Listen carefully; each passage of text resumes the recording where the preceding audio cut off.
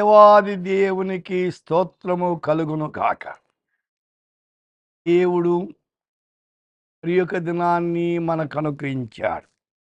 మీరందరూ కలిసి యూట్యూబ్ దగ్గరికి మీ బంధువులు, స్నేహితులను సమకూర్చండి. వాక్యం వింటే మీరు మేలు పొందుతారు, వాళ్ళు మేలు పొందుతారు. ఈ దినము యెషయా గ్రంథం 41 అధ్యాయం 10వ వచనం. భయపడకము, నేను నీ దేవుడై ఉన్నాను.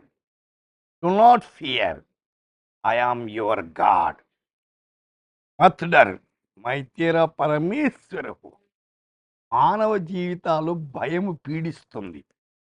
అందుచేతనే పరిశుద్ధ గ్రంథములో 365 సార్లు భయపడద్దు అని రాయబడింది. కానీ మానవులు భయపడుతూనే ఉన్నారు.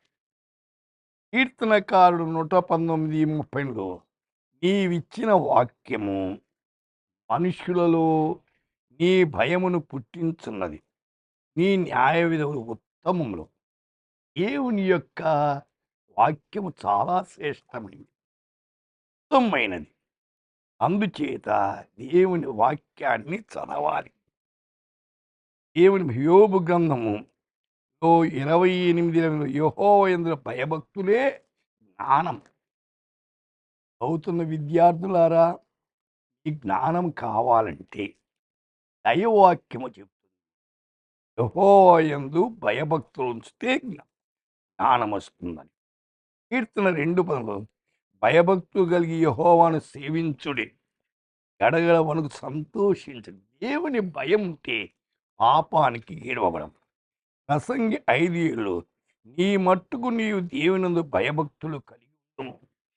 ఎవరి జీవితములో దేవుని భయము భక్తి ఉంటుందో దేవుడు వారిని కాపాడుతాడు. చెడుకు దూరం అవుతాం.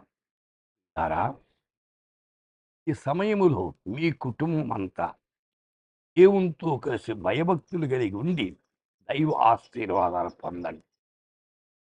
అయితే 14వ తారీఖు ఆదివారము సంఘములో హార్వెస్ట్ ఫెస్టివల్ జరుగుతుంది. అది గమనించండి. సరే, ప్రార్థన చేసుకుందాం. ప్రభువా, వింటున్న శ్రోతలందరినీ ఈ భయభక్తుల్లో పెరిగేదానికి కృప దయచేయండి.